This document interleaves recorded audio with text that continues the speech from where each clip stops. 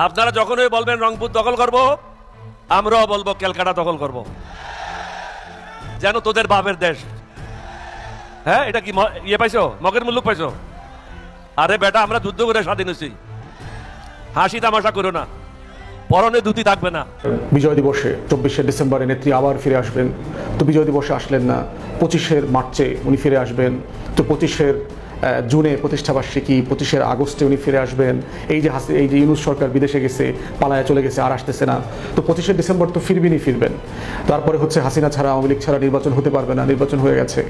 অতএব এই গুজবগুলো যে হচ্ছে এবং পরিকল্পিতভাবে বাংলাদেশের আওয়ামী ফ্যাসিবাদের যে কাঠামো আছে আমাদের ব্যুরোক্রেসির ভিতরে, সামরিক বেসামরিক সব জায়গাতে, আমাদের গণমাধ্যমে, আমাদের এই যে বুদ্ধিজীবিতা আছে, দালাল বুদ্ধিজীবী শ্রেণী, টকশো, নিউজ রুমে প্রত্যেক দিন এই আলোচনাগুলো দেখবেন যে টপিক আকারে কনভারসেশনে আনতে বাধ্য করতেছে। আগামী ডিসেম্বরে শেখ হাসিনা দেশে ফেরার ঘোষণায় বিএনপি সরকার নড়ে চড়ে বসেছে এবং বিএনপি সরকার নানান জায়গায় জরুরি নির্দেশনাও পাঠাচ্ছে। এখন কি সেই নির্দেশনা বা নড়ে চড়ে বসার কিছু আছে কিনা, ভয় পাওয়ার কিছু আছে কিনা, এটা আমরা আলোচনা করবো। যখন ডাক দিলাম নেমে গিয়ে 5 জন এখানে শহীদ হয়ে গেল। এদের টার্গেট ছিল কোটা সংস্কারের মধ্যে দিয়ে ডাকসু নির্বাচন, আমাদের টার্গেট ছিল হোল রাষ্ট্র সংস্কার, হাসিনার পতন। এই টার্গেট কার ছিল? আমাদের ছিল। জামাত ইসলাম তোমার মতো চান্দাবাজ পারে না। এই শুনে রাখো মাথামোটা মূর্খ রাজনৈতিক দলের নেতারা, জামাত ইসলাম তোমার মতো ধান্দাবাজ পারে না, টেন্ডারবাজ পারে না। জামাত ইসলাম যাদেরকে পারে তারা এক একটা উহুদ এবং বদরের মতো সেনাপতির দায়িত্ব রাজপথে পালন করার ভূমিকা রাখতে পারে। আরে তোরা 2 পয়সার চামচিকারা, ইসলাম চাইলেই কি আর না চাইলেই কি, ইসলামের পক্ষে থাকলেই কি আর না থাকলেই কি, যেই দিনের বিজয়ের দায়িত্ব আল্লাহ নিয়েছেন, যেই দিন বিজয়ী হবে বলে আমার নবী ওয়াদা দিয়েছেন, যতই ষড়যন্ত্র করো, যতই চক্রান্ত করো, সেই বিজয় ঠেকিয়ে রাখতে পারবা না। যে বেঁচে আছে কিনা সন্দেহ, তার ভিডিও তিনি দেন না, অডিও শোনা যায়। অডিওটা কার, নানাভাবে যে কেউ শেখ হাসিনার ওই কণ্ঠ দিয়ে বানাইতে মেক করতে পারে। গেঞ্জি গায়ে দিয়ে মানুষের সাহায্যের জন্য নেমে পড়লেন আমিরে জামাত বিরোধী নেতা ডাক্তার শফিকুর রহমান সাহেব। কি অদ্ভুত কাজটি তিনি করে দেখাতে পারেন, সেটা ডাক্তার শফিকুর রহমান সাহেবকে না দেখলে বিশ্বাস করা যাবে না। দেশে ফিরছে শেখ হাসিনা, মানুষের ভিতরে কি একটা আতঙ্ক তৈরি করার জন্য শেখ হাসিনা এমন একটা চাল দিয়েছে, ভারতে এমন একটা চাল দিয়েছে, বাংলাদেশ আসলে তছনছ করার একটা চিন্তা ভাবনা করছে। আরেকটা উদ্দেশ্য আছে তাদের, সেই উদ্দেশ্যটা হলো বাংলাদেশের ভিতরে হাসিনা এবং হাসিনার চোরগুলো যারা পালিয়ে গিয়েছে এবং যেই চোরগুলোকে বাংলাদেশে রেখে গিয়েছে তাদের উৎসাহিত করার জন্য, তাদের মনোবল বাড়ানোর জন্য এবং তারেক রহমানকে যেন তারা বিপদে ফেলতে পারে, তারেক রহমানকে যেন তারা কঠিন রাস্তা পার হতে পারে, এরকম একটা কঠিন পরিস্থিতির মধ্যে ফেলার জন্য এই শেখ হাসিনা নতুন একটা চাল দিয়েছে ভারতের বুদ্ধিতে। হ্যাঁ, আগে তো বাংলাদেশ চালাতো মনে করেন যে ভারতের বুদ্ধিতে চালাইছে না, ভারত যেইভাবে মনে করেন যে বাংলাদেশ চালানোর পরিকল্পনা করছে সেইভাবেই দেশ চালিয়েছে হাসিনা। এখন তো আর তার হাতে ক্ষমতা নাই, কিন্তু জনাব তারেক রহমানের হাতে ক্ষমতা এসেছে। এখন তারেক রহমানের হাতে ক্ষমতা আসায় পরে যদিও তিনি সমালোচিত হয়েছে বেশ কিছু বিষয় নিয়ে, তারপরেও তো দেশের ভিতরে অরাজকতা নাই, দেশের ভিতরে কোনো গুম নাই, খুন নাই। দেশের ভিতরে একটা জিনিস আমি মানে এই জনাব তারেক রহমান সরকার আসার পর একটা জিনিস দেখতেছি, যেটা আমি শুধু না আপনারা সবাই দেখবেন, সেটা হলো যে দেশের ভিতরে গুম জিনিসটা অলরেডি চলে গেছে। মানে গুম করে নিয়ে যায় না সরকারি দলের আপনার মানে ডিবি পরিচয়ে, সেই জিনিসটা কিন্তু বর্তমান দেশে আর নাই। এটা না থাকার পিছনে কারণ হলো যারাই আমরাও কিন্তু সরকারের সমালোচনা করি, সরকারের দুর্নাম করি, সরকার যেগুলো ভুল করে সেগুলো তুলে ধরার চেষ্টা করি, এগুলো হাসিনার আমলেও করা হয়েছে, এখনো করে মানুষ। কিন্তু এখন করার পরেও তারেক রহমানের সরকারের প্রশাসন কিন্তু অ্যাকশন নিচ্ছে না বা তাদেরকে ধরে ধরে গুম করছে না, কিন্তু হাসিনার আমলে এইগুলো করতো। মানে হাসিনা ভুল করতো, এই ভুল যদি কেউ সংশোধন করার জন্য সরকারের বিরোধিতা করতো বা সরকারকে মানে বুঝিয়ে দিত যে আপনি কিন্তু ভুল করতেছেন, তাইলে কিন্তু খবর ছিল। আপনি সরকারের সমালোচনা করবেন রাত্রেবেলা, সকালবেলা উঠে দেখবেন আপনি নাই, সকালে সমালোচনা করবেন রাত্রে দেখবেন আপনি নাই। মানে কোথায় থেকে কে এসে আপনাকে ডিবি পরিচয় দিয়ে উঠিয়ে নিয়ে গুম করে ফেলবে, খুন করে ফেলবে, আপনি নিজেও জানতেন না, পরিবারের নিজেও জানতো না, আয়না ঘরের মধ্যে নিয়ে বন্দি করে রাখতো। তো এই জিনিসটা কিন্তু এই গত মানে হাসিনা পালিয়ে যাওয়ার পর থেকে এই জিনিসটা আর নাই। তবে আইন শৃঙ্খলা পরিস্থিতি নর্মাল হওয়ার কারণে বা হাসিনার আমলের যে সমস্ত আইন শৃঙ্খলা রক্ষাকারী বাহিনীর মধ্যে যারা রয়েছে তারা দেশ অনেকটাই বিরক্ত করেছে, অনেকটাই ক্ষতি করেছে, অনেক খুন করেছে, এটা আমরা দেখেছি। হয়তো এটা দুর্বলতা প্রশাসনের থাকতে পারে, হয়তো প্রশাসন ঠিকমতো চালাতে পারছে না বর্তমান স্বরাষ্ট্রমন্ত্রী, এর জন্য হতে পারে। কিন্তু সর্বশেষ স্বরাষ্ট্রমন্ত্রী একটা ঘোষণা দিয়েছে, যার কারণে কিন্তু ভারতের ঘুম আরো একটু হারাম হয়ে গিয়েছে। যেমন শেখ হাসিনা দাফন হয়ে গিয়েছে দিল্লিতে, এমন একটা বক্তব্যের পর থেকেই কিন্তু ভারতের ঘুম হারাম হয়ে গিয়েছে। সবাই বলছিল যে স্বরাষ্ট্রমন্ত্রী জনাব সালাউদ্দিন আহমেদ তিনি ভারতের দালাল, ভারতের দালালি করে, ভারতে থেকে এসেছে, তাদের প্রেম মায়া মহব্বত ভালোবাসা বলতে পারে না, যার কারণে ভারতের পক্ষে নিয়ে কথা বলে। কিন্তু তিনি যেই কথাটি শেষ মুহূর্তে বলেছে, একটা কথাই যেন তিনি নায়ক বনে গিয়েছে। একটা বিষয়, এখন আসুন আমরা মূল আলোচনায় আসি যে শেখ হাসিনা দেশে ফিরবে কিনা। বিশ্বাস করেন ভাই আর না করেন, শেখ হাসিনা জীবনেও দেশে ফিরবে না। যারা ছাগলের 3 নাম্বার বাচ্চার মতো দেশে থেকে হাসিনার ওই কথা অনুযায়ী আপনারা লাফালাফি করতেছেন যে আপনাদের আপা দেশে ফিরবে, হাসিনা আসবে, বাংলাদেশ হাসবে, ঘোড়ার ডিম হাসবে রে ভাই, ঘোড়ার ডিম হাসবে, বাংলাদেশ হাসবে। হ্যাঁ, ঠেকা পড়ছে। বাংলাদেশের যেই ক্ষতিটা করে দিয়ে গেছে, আর বাংলাদেশের মানুষ ওর জন্য তালি দিবে, করতালি দিবে, হাসবে। ও এসে দেখুক শেখ হাসিনা বাংলাদেশের মাটিতে পা রেখে দেখুক, পাই তো ভাই থাকবে না আমার বিশ্বাস। জনতা ভাই মনে করে ভুলে গেছে সবকিছু। ভাই মাত্র 2 বছর হয়েছে, এখনই তো সব ভুলে ভাই। হ্যাঁ, এই প্রজন্ম যারা বেঁচে আছে, 2024-এর অভ্যুত্থান যারা দেখেছে, অন্তত তারা বেঁচে থাকা পর্যন্ত হাসিনাকে ভুলতে পারবে না। যেইভাবে হাসিনা এই গত 17 বছর দেশ চালানোর পরে 24-এর অভ্যুত্থানে যেভাবে গুলি করে ছাত্রদেরকে হত্যা করা হয়েছে না, এটা এবং শাপলা চত্বরে যেভাবে হত্যা করেছে, বিডিআর হত্যাকাণ্ড ঘটিয়েছে, এগুলো তো ভাই সব দেখা আমাদের। এগুলোকে সাধারণ জনগণ ভুলবে ভাই? না, ভুলে নাই। এই 2 বছরে কি কেউ ভুলে? এগুলো সময় লাগবে তো ভুলতে। এই প্রজন্ম শেষ হবে, তারপর হয়তো শেখ হাসিনা দেশে ফিরতেও পারে, যদি বেঁচে থাকে। হ্যাঁ, যদি বেঁচে থাকে ফিরতেও পারে, কিন্তু তার আগে ফিরতে পারবে না। ফিরলে ঠ্যাং বলেন, টেংরি বলেন, পা বলেন, যা কেন না হয়, ফ্লাইট থেকে বাংলার জমিনে পা বা ঠ্যাং টেংরি রাখার সাথে সাথে মানুষ গুঁড়ো করে দিবে, ওরা জীবনেও ফিরতে দিবে না। নেতা কর্মীদেরকে মনে করে ফাঁকে থেকে থুতু নিক্ষেপ করে ওদের মানে শেষ করে দিবে, ওদেরকে ইট পাটকেল দিয়ে ঢেলিয়ে ঢেলিয়ে ওদেরকে মানে দুনিয়া থেকে বিদায় করবে। জনগণ তো ভাই এখনো ক্ষিপ্ত আছে। কি মনে করছেন জনগণ সব ভুলে গেছে? কিচ্ছু বলে নাই। আর আপনারা ছাগলের 3 নাম্বার বাচ্চার মতো সেই আশায় বসে আছেন যে আপনাদের আপা আসবে আর বাংলাদেশ হাসবে। হ্যাঁ, আপনারাই হাসবেন কিনা সেই চিন্তায় বাঁচতেছেন না, বাংলাদেশ হাসবে আপনার আপার জন্য। হ্যাঁ, আপনার আপা যেই পরিস্থিতি বাংলাদেশে করে গেছে, আগামী 50 বছরের মধ্যে বাংলাদেশ হাসতে পারে কিনা তাই দেখেন। আজকে তো দেখলাম শেখ হাসিনার 1 বছরের খাবারের জন্য 259 কোটি টাকা খরচ হইতো। যে জনাব তারেক রহমানের লাঞ্চ বিল আমরা দেখেছি 100 কয় টাকা জানো? হ্যাঁ, ভালো লাগছে ভাই। এগুলো কিছু কিছু বিষয় জনাব তারেক রহমানের সরকার করেছে যেগুলো আসলে ভালো লাগে। কিন্তু হাসিনা তো ভাই কুমির ছিল। হাসিনা বাংলাদেশ গিলে খাওয়ার একটা কুমির ছিল। উপর দিয়ে বিভিন্ন জায়গায় নানান ধরনের উন্নত করার মেগা প্রজেক্ট গুলো হাতে নিয়েছে এবং এগুলো ঢালাওভাবে প্রচার করেছে, এবং এইগুলা চালু করে ভিতর যেমন ইঁদুরের মতো কেটে কেটে দেশের একদম 12টা বাজায় দিচ্ছে। হ্যাঁ, হাসিনা আসবে, বাংলাদেশ হাসবে। হাসো হাসো, কত হাসতে পারো হাসো, ওই হাসি থাকবে না ভাই। যাই হোক দর্শক, আরো কিছু বিষয় রয়েছে বাংলাদেশের বর্তমান প্রেক্ষাপট নিয়ে। যেমন জামাত ইসলামের আমির ডাক্তার শফিকুর রহমান, তিনি বন্যার্থদের পাশে যেইভাবে গেঞ্জি গায়ে দিয়ে পায়জামা পরে পানিতে নেমে গিয়েছে, এটা ইতিহাস সৃষ্টি করেছে। এটা নিয়েও দেখলাম নানান মানুষ নানান ধরনের কুরুচি মন্তব্য করছে। ভাই ভালো দেখলে সবাই এরকম করে, এরকম করে। যাই হোক, কথা বাড়াবো না, চলুন মূল নিউজে চলে যায়। তার আগে বলবো যারা এখন পর্যন্ত আমাদের চ্যানেলটি সাবস্ক্রাইব করেন নাই, প্রতিনিয়ত ধরনের আপডেট গরম খবর পেতে চ্যানেলটি সাবস্ক্রাইব করবেন। যারা করেছেন ধন্যবাদ। চলুন একটা লাইক দিয়ে মূল নিউজে চলে যাই। আমাদের যে পলাতক বেগম লক্ষণ সেন, উনি গত রাতে একটা সাক্ষাৎকার দিয়েছেন রয়টার্সের সাথে। সেখানে উনি বলেছেন যে উনি স্বেচ্ছায় সারেন্ডার করবেন, ডিসেম্বরে উনি বাংলাদেশে আসবেন সকল নেতাকর্মীকে নিয়ে এবং সে বিচারের মুখোমুখি হবে আর কি। তো সেটা নিয়ে এবং একই ধরনের ইন্টারভিউ কিন্তু উনি গত কয়েকদিন আগে এনডিটিভি ভারতের একটা গণমাধ্যমকে দিয়েছিলেন লিখিতভাবে, যে উনি খুব দ্রুত দেশে ফিরবেন আর কি। এবং আওয়ামী লীগের নেতাকর্মীদের এই যে মিছিল, তাদের প্রতিষ্ঠাবার্ষিকী পলাশী দিবসে 23শে জুন, সেটাকে কেন্দ্র করে ঝটিকা মিছিল রাতের গভীর অন্ধকারে অথবা অনেক ভোরে সেগুলো করে টোরে তারা বলবার চেষ্টা করেছে যে নেত্রী আসবেন, বাংলাদেশ হাসবেন, রাজপথ কাঁপবেন, এই ধরনের কথাবার্তা বলেছেন আর কি। তখন অবভিয়াসলি গণমাধ্যমে সব জায়গাতে আমাদেরকে এই প্রশ্ন করা হচ্ছে, আসলে কি নেত্রী সত্যি ফিরে আসতেছে কিনা, এবং এইবার ডিসেম্বরে আর মিস হবে না।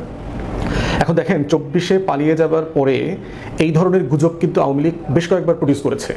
আপনাদের মনে থাকার কথা যে বিজয় দিবসে 24শে ডিসেম্বরে নেত্রী আবার ফিরে আসবেন, তো বিজয় দিবসে আসলেন না, 25শে মার্চে উনি ফিরে আসবেন, তো 25শে জুনে প্রতিষ্ঠাবার্ষিকী, 25শে আগস্টে উনি ফিরে আসবেন। এই যে ইউনূস সরকার বিদেশে গেছে, পালায় চলে গেছে, আর আসতেছে না, তো 25শে ডিসেম্বর তো ফিরবেন। তারপরে হচ্ছে হাসিনা ছাড়া, আওয়ামী লীগ ছাড়া নির্বাচন হতে পারবে না, নির্বাচন হয়ে গেছে। অতএব এই গুজবগুলো যে হচ্ছে এবং পরিকল্পিতভাবে বাংলাদেশের আওয়ামী ফ্যাসিবাদের যে কাঠামো আছে আমাদের ব্যুরোক্রেসির ভিতরে, সামরিক বেসামরিক সব জায়গাতে, আমাদের গণমাধ্যমে, আমাদের এই যে বুদ্ধিজীবিতা আছে, দালাল বুদ্ধিজীবী শ্রেণী, টকশো, নিউজ রুমে প্রত্যেক দিন এই আলোচনাগুলো দেখবেন যে টপিক আকারে কনভারসেশনে আনতে বাধ্য করতেছে। মানে এটা তো আমরা নির্ধারণ করি না, আমাদেরকে বাধ্য করতেছে এই বিষয় নিয়ে কথা বলবার জন্য। হাসিনা ফিরবেন, এই বিষয়ে আপনাদের কি বক্তব্য? অ্যাজ ইফ মানে এটা একটা বিশাল গুরুত্বপূর্ণ ঘটনা। প্রথম কথা হচ্ছে যে শেখ হাসিনা ফিরুক, সমস্যা কি? শেখ হাসিনা বাংলাদেশের নাগরিক, তো সে তো বাংলাদেশে ফিরতেই পারে, তাকে কোনোভাবে তো আমরা এই কথা বলছি না উনি বাংলাদেশের নাগরিক না, উনি কখনো ফিরতে পারবেন না এই দেশে, ওনাকে ঢুকতেই দিব না, আসতেই দিব না, এই কথা তো আমরা বলতে পারবো না। উনি বাংলাদেশের নাগরিক, ওনার এখানে ফেরার অধিকার আছে। দ্বিতীয়ত হচ্ছে ওনার যদি ভ্যালিড পাসপোর্ট থাকে টিকিট কেটে চলে আসুক বাংলাদেশি পাসপোর্ট দিয়ে। যদি বাংলাদেশি পাসপোর্ট না থাকে, দিল্লিতে উনি বাংলাদেশের যে হাইকমিশন আছে, হাইকমিশনের ট্রাভেল ডকুমেন্টের জন্য আবেদন করুক, ট্রাভেল ডকুমেন্ট বাংলাদেশ সরকার ইস্যু করে দেবে, উনি বাংলাদেশে চলে আসবেন টিকিট কেটে। আসার পরে কি হবে? উনি যদি শুভেন্দু অধিকারের সাথে অথবা দিলীপ ঘোষ অথবা হেমন্তের সাথে যোগাযোগ করে আসেন, তাহলে স্থলবন্দরে কোন জায়গা দিয়ে ঢুকবেন উনি জানালে ওখানে তাকে বাংলাদেশ সরকার সম্বর্ধনা দেওয়ার ব্যবস্থা করবে। যেহেতু উনি ওয়ারেন্টভুক্ত আসামি, ইন্টারপোলের ওয়ারেন্ট আছে ওনার বিরুদ্ধে, ওনাকে বাংলাদেশ সীমান্তে ঢোকার সাথে সাথে হ্যান্ডকাফ পরিয়ে দেওয়া হবে, হ্যান্ডকাফ পরিয়ে পুলিশের ভ্যানে করে নিয়ে আসা হবে পুরো পথে। উনি যদি বিমানে আসেন, এয়ারপোর্টে নামার সাথে সাথে ওনাকে এখানেও হ্যান্ডকাফ পরানো হবে, হ্যান্ডকাফ পরিয়ে বিমানে করে প্রিজন ভ্যানে করে কাশিমপুর অথবা কেরানীগঞ্জ কোথাও নিয়ে যাওয়া হবে, অথবা সরাসরি কোর্টে নিয়ে যাওয়া হবে। কোর্টে হয়তো ওনার উকিল জামিন চাইবে, জামিন নামঞ্জুর করে দিয়ে তাকে আইসিটি সরাসরি জেলখানায় পাঠিয়ে দেবে। এবং বিচারিক প্রক্রিয়াটা কি দেখেন, তার আসাদুজ্জামান কামাল, তাদের বিরুদ্ধে কিন্তু গণহত্যা, মানবতা বিরোধী অপরাধের যে বিচারের রায় কিন্তু ইতিমধ্যে হয়ে গেছে, আপিল করবার সময় চলে গেছে। বাট স্টিল সুপ্রিম কোর্টের অ্যাপিলেট ডিভিশন চাইলে গ্রেস পিরিয়ড দিয়ে তাদের যে ইনহারেন্ট ডিসক্রিপশন আছে, ডিসক্রিপশন ব্যবহার করে তারা তাকে আপিল করবার সুযোগ দিতে পারে। যদি সুযোগ দেয় তাহলে আপিল প্রসেস কন্টিনিউ করবে, যদি সুযোগ না দেয় তাহলে মৃত্যুদণ্ডের ব্যাপারে যেটা কার্যকর হওয়ার কথা, মৃত্যুদণ্ড কার্যকর হবে তার এবং তার নেতাকর্মীরা যাদের বিচার শুরু হয়নি তাদের বিচার শুরু হবে। এবং এই সবগুলো বিচারে যেন ইনসাফের সাথে হয়, ন্যায্যতা মেনে হয়, আমাদের আইন আদালতের যে কাস্টমারি জাস্টিস ডিসপেন্স করবার অব্লিগেশন আছে সেটা মেনে হয়, এটা আমরা সবসময় বলে আসছি। এটা হচ্ছে রেগুলার প্রসেস। অতএব আমরা বাংলাদেশের গণ অভ্যুত্থানের পক্ষে শক্তি যারা আছি, আমরা সবাই প্রস্তুত এই বেগম লক্ষণ সেনকে তার এই পলাতক জীবন থেকে, দিল্লি থেকে বাংলাদেশে ফেরত আসার ব্যাপারে স্বাগত জানাবো আমরা সবাই। উনি ফিরে আসবেন, উনি বিচারের মুখোমুখি হবেন, কেরানীগঞ্জ কাশিমপুরে ওনার ফাঁসি হবে, এইটা দেশের মানুষ দেখতে চায়। তারপরে দাফন কাফন যে প্রসেসে হওয়ার হবে আর কি। এখন বাস্তবতা হচ্ছে শেখ হাসিনা আসলে যা বলে তা করে কিনা। এবং দেখেন ঐতিহাসিকভাবে কি হয়েছে, পালানোর পরে ফিরে আসার বাস্তবতাটা কি। শেখ হাসিনা জুলাই আগস্টে কতবার বলেছে শেখ হাসিনা পালায় না, শেখ হাসিনা পালায় না, শেখের বেটি পালায় না, এই ধরনের কথাবার্তা তো বহুবার বলেছে। তাহলে পালাইলো কেন? শুধু কি পালাইছে, বাংলাদেশে ইন্ডিয়াকে মিলিটারিলি ইন্টারভিন করতে বলা হয়েছে না? মোদিকে ফোন করে হাসিনা রিকোয়েস্ট করছে না যে এখানে আপনি অ্যাটাক করেন, এটা করেন, সেটা করেন? মোদি কি বলছে? মোদি বলছে যে এটা তো পার্লামেন্টে, আমার পার্লামেন্টে অনুমতি নিতে হবে, বরং আমি আপনার সিকিউরিটি এনশিওর করবার জন্য যা যা করা লাগে সেটা আমি করার চেষ্টা করতেছি। এর মানে হচ্ছে তাকে ওভারলিফট করা আর কি, তাকে লিফট করে ওখানে দিল্লিতে ফেরত নেওয়া, এবং এইভাবেই তাকে বিমানে করে ওখানে পাঠিয়ে দেওয়া হয়েছে। 22টা না 28টা সুটকেস ভরে উনি বিদেশি মুদ্রা টুদ্রা, স্বর্ণ অলঙ্কার যা যা ছিল সেগুলো নিয়ে উনি ভারতে চলে গেছেন। তো এখন এই পালানোর ইতিহাস কি শেখ হাসিনার প্রথমবার? এর আগে উনি পালিয়েছিল, ফিরে আসছে কিনা, কিভাবে ফিরে আসছে? এবং আওয়ামী লীগের নেতারা এবং এই যে আওয়ামী লীগের যে দস্যু গণমাধ্যম এবং ফ্যাসিস্ট কাঠামোর ভিতরে যারা আছেন, তারা এই কথাটা বারবার বলেন যে 75-এর পরে তো আওয়ামী লীগ ফেরত আসছে, শেখ হাসিনা ফেরত আসছে, তাহলে এখন কেন আওয়ামী লীগ ফেরত আসতে পারবে না? ফান্ডামেন্টালি পার্থক্য আছে। 75-এ কি শেখ মুজিব বাকশাল কায়েম করে দেশ ছেড়ে পালিয়ে চলে গিয়েছিল, তারপরে উনি ফিরে আসছেন? বাস্তবতাটা কি তাই? আর 2024-এর শেখ হাসিনা কি মানে দেশে ছিল, শেখ মুজিবের মতো মৃত্যুর মুখোমুখি হয়েছে, সিম্প্যাথি ক্রিয়েট করা হয়েছে? বাস্তবতা কি তাই? গেঞ্জি গায়ে দিয়ে মানুষের সাহায্যের জন্য নেমে পড়লেন আমিরে জামাত বিরোধী নেতা ডাক্তার শফিকুর রহমান সাহেব। কি অদ্ভুত কাজটি তিনি করে দেখাতে পারেন সেটা ডাক্তার শফিকুর রহমান সাহেবকে না দেখলে বিশ্বাস করা যাবে না। বাংলাদেশের রাজনীতিতে যিনি সাদা মনের মানুষ, সাদা দাড়িওয়ালা, সাদা টুপিওয়ালা, সাদা পাঞ্জাবিওয়ালা, সাদা গেঞ্জিওয়ালা, ধপধপে সাদা গেঞ্জি পরে ধপধপে সেই সাদা দাড়ির বিরোধী দলীয় নেতার যে তাৎক্ষণিক সিদ্ধান্ত জনতার কল্যাণে, মানুষের কল্যাণে, মানুষের পাশে গিয়ে দাঁড়ানোর যে একটি হিম্মত, সেটা আমাদের ডাক্তার শফিকুর রহমান সাহেবের মধ্যে আছে। তিনি যখন যেখানে যান তিনি সেই পরিবেশকে আজ করতে পারেন, পরিবেশ আন্দাজ মানুষের সাথে ব্যবহার করতে পারেন, মানুষের সাথে তার আচার ব্যবহার যা কিছুই ঘটে সেটা মানুষ যেটা চাচ্ছে, যেটা এই সমাজের দাবি, সেরকম চিন্তা চেতনা তিনি অ্যাপ্লাই করতে পারেন। আমার কাছে সেজন্য তাকে একজন ব্যতিক্রমী নেতা মনে হয়, যাকে বাংলাদেশের ইতিহাসে, গত 54 বছরের ইতিহাসে হয়তো আমরা এরকম কাউকে পেয়েছি কিনা আমার সন্দেহ আছে। ডাক্তার শফিকুর রহমান সাহেব বন্যা দুর্গত যে কোনো অঞ্চল হোক, টলাডুবি হোক, হিন্দুদের বাড়িতে কোনো ধরনের আগুন লাগুক, কিংবা মিল কারখানা, বস্তি, কোনো জায়গায় মনে হয় না যে ডাক্তার শফিকুর রহমান না গিয়ে বসে আছেন, এরকম কোনো জায়গা নেই। হয় তিনি যাবেন, না হয় তার টিম পাঠাবেন, হয় তিনি যাবেন, না হয় জামাত ইসলামকে পাঠাবেন। এরকম একটি মন মানসিকতা নিয়ে যে মানুষটি কাজ করে যাচ্ছেন, লড়ে যাচ্ছেন, তার নাম ডাক্তার শফিকুর রহমান সাহেব। আমরা দেখেছি যে বাঁশখালীতে তিনি উপস্থিত হয়ে মানুষের মতো করে সাধারণ কৃষকের ভেসে কৃষকদের কাছে, গরিবের কাছে, অসহায় মানুষের কাছে মিশে যাওয়ার চেষ্টা করছেন। বন্যার সময় নিশ্চয়ই মানুষ যখন খাল সাঁতরিয়ে যায়, কেউ সেখানে টাই ব্লেজার শুট পরে যায় না, কারণ ওই দুর্গত অঞ্চলের মানুষের তখন হুঁশ থাকে না। ডাক্তার শফিকুর রহমান তেমনটাই তাদেরকে বুঝানোর জন্য, মেসেজ দেওয়ার জন্য যে আমিও আছি তোমাদের সাথে, তোমরা যেমন কষ্টে আছো আমিও তেমনই আছি, এসেছি তোমাদের কাছে, একটি গেঞ্জি পরে নেমে পড়েছি, একটি প্যান্ট পরে নেমে পড়েছি, পায়জামা পরে নেমে পড়েছি, কিন্তু তোমাদের কাছেই তোমাদের মতো করে চলে এসেছি। পকেটে টাকা আছে, হাত দিয়ে বিলি করে দিল, হাতে তার খাবার আছে, জনতার মধ্যে দিয়ে দিল। একটা বার চিন্তা করলেন না যে আরেকটু ওয়েট করে, সময় ক্ষেপণ করে, অন্যদের মতো বসে থেকে তারপরে হেলিকপ্টারের উপর থেকে ভিজিট করব, এরকম চিন্তা ডাক্তার শফিক সাহেব করেননি। আমি তার উপরে অনেক আগ থেকেই এই সামাজিক কাজের ব্যাপারে আমি ব্যক্তিগতভাবে আমি খুবই সন্তুষ্ট। আমি যখন দেখেছি ফেসিবাদের আমলেও যখন কোন রাজনৈতিক সংগঠন মানুষের কল্যাণে এরকম নিজেদের অর্থ ব্যয় করতে সাহস পায় না, তখন ডাক্তার শফিকুর রহমান সাহেব বন্যা দুর্গত মানুষের জন্য সাহায্য, গরিব অসহায় মানুষের জন্য সাহায্য, যে কোনো জায়গায় আগুন লেগেছে সেখানে সাহায্য, হিন্দুর বাড়িতে ট্রলার ডুবেছে সেখানে সাহায্য, এই সব কাজ নিজে গিয়ে সশরীরে করেছেন।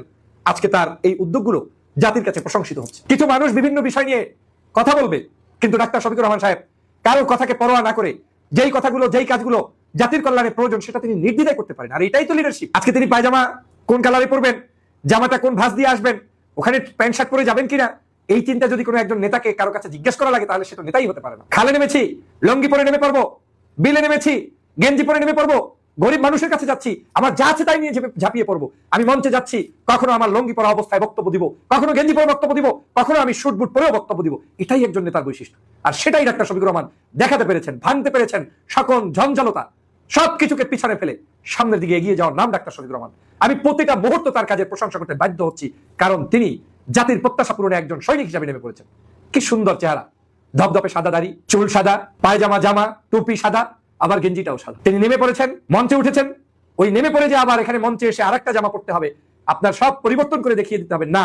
তিনি বলেছেন যে বন্যা দুর্গতদের কাছে যে ভাষায় এসেছি, যে সুরাতে এসেছি, সেই সুরাতেই দুর্গতগ্রস্ত মানুষের সাথে কথা বলবো, দোষের কি আছে? যারা পারে না তারা বলে নাচতে না জানলে উঠান বেকা। ডাক্তার শফিকুর রহমান নাচতে জানেন, তিনি কাজ করতে জানেন, তিনি কাজ দেখাতে জানেন। তার প্রত্যেকটি কাজ আজকের জাতির কাছে প্রশংসনীয়, বিধায়ী তার প্রত্যেকটি জিনিসই আজকে জাতি গ্রহণ করছে। আজকে তার প্রশংসা কি হওয়া উচিত ছিল সবার আগে, যে বাংলাদেশের রাজনীতিতে সর্বাগ্রে কোন দলের নেতা সবার প্রথম বাসখালীতে গিয়ে সাহায্য করেছে, তার নাম ডাক্তার শফিকুর রহমান, তার নাম জামাত শিবির। আমরা সেই প্রশংসার না যাওয়ার জন্যই ভিন্ন ছুতা খোঁজার চেষ্টা করি। আমি গেঞ্জি গায়ে যেতে পারবো না, আমি অমুক করতে পারবো না। আরে ভাই, আমি রাজনীতি করি, আমি যদি কৃষকের পোশাক পরতে না পারি, আমি যদি গরিব মানুষের সুরাতের মতো চলতে না পারি, তাহলে আপনি আমাকে রাজনীতিবিদ হিসেবে আমাকে নিয়ে প্রাউড করার তো তেমন কিছু নেই। প্রিয় বন্ধুরা আমার, ডাক্তার শফিকুর রহমান এটা পেরেছেন, এটাই বাস্তবতা। আমার নির্বাচনী অভিজ্ঞতা থেকে এরকম অনেক বিষয় দেখেছি। আমি যখন দেখেছি কাজ করতে সাধারণ মানুষরা ঝুড়ি নিয়ে মাটি তুলছে, আমার কাছে মনে হয়েছে আমিও তাকে এক ঝুড়ি মাটি তার মাথায় তুলে দেই। সমস্যা কি আছে? আমার সেইখানের শ্রমিক ভোটার ভাইটি খুশি হয়েছে, মনে করেছে যে আমি তার মতো এরকম কিছু, তার মতো করেই সবকিছু করতে আমার কোনো দ্বিধা নেই, তাকে আপন করে নিয়েছি, দোষের কি? আমি নৌকায় চড়েছি, নৌকা বেয়েছি, দোষের কি? ধান খেতে নেমেছি, ধান কেটেছি, দোষের কিছু নেই। রাজনীতিবিদদেরকে এমন ভাবেই হতে হবে যেমনটা সাধারণ নাগরিকরা এক্সপেক্ট করে, আপনি ইজি অ্যাক্সেস নিয়ে আপনি চলতে পারবেন। আজকের জামাত ইসলামকে কিছু মানুষ পরামর্শ দিতে গিয়ে কোণঠাসা করে রাখতে চায়, এটা একটা পরিকল্পনার অংশ। যে আপনি মসজিদের মধ্যে থাকবেন, আপনি মিলাদ পড়বেন, আপনি টুপি মাথায় দিয়ে বসে থাকবেন, আপনি যুব্য ছাড়া আর কিছুতে বের হবেন না। অর্থ হচ্ছে আপনি ওই ডাসে আপনাকে মানায় জাতির নেতৃত্ব দিতে আপনি পারবেন না, আপনাকে জাতির নেতৃত্ব থেকে দূরে রাখার একটা কৌশল, আর কিছুই নয়। আর আমি বিশ্বাস করি ডাক্তার শফিকুর রহমানের মতো মানুষরা যদি নেতৃত্বের নামে যেভাবে তিনি করছেন, এইভাবে যদি প্রত্যেকটি নেতাকর্মী তার প্রত্যেকটি ওয়ার্ডে, গ্রামে, পর্যায়ে কাজ করে, তাহলে সাধারণ নাগরিকদের কাছে তত বেশি যেতে পারবো। ওরা কেন চায় না আপনি ভালো কিছু করেন জানেন? ওরা চায় না এজন্য তাহলে সন্ত্রাস, দুর্নীতি, চাঁদাবাজি, নৈরাজ্য থাকবে না, রাজনীতিটা ওরা করবে। ওরা যদি খালে একটা গেঞ্জি গায়ে দিয়েও নামে, তাহলে বলবে অমুক নেতা গেঞ্জি গায়ে কত সুন্দর সাধারণ নাগরিকদের সাথে মিশে গিয়েছেন। আর ইসলামপন্থী কেউ যদি একটু সুন্দর ভালো কাজ করে, সেটা নিয়ে অ্যাপ্রিসিয়েট করার মানুষের সংখ্যা খুবই কম। আমি ডাক্তার শফিকুর রহমান একজন জেনারেল শিক্ষিত ভদ্র মানুষ, নেতৃত্বের গুণাবলী সম্পন্ন, আবার তিনি একটি রাজনৈতিক দল যেটা ইনসাফ ভিত্তিক রাষ্ট্র কায়েম করতে চায়, সেই দলের আমির। তারই তো হতে হবে সব ধরনের জায়গায় এক্সেস নেওয়া এবং দেওয়ার মতো একটি বিশেষ ক্ষমতা সম্পন্ন, জ্ঞান সম্পন্ন নেতৃত্ব, তারই তো হওয়ার কথা। আর সেটাই হয়েছে।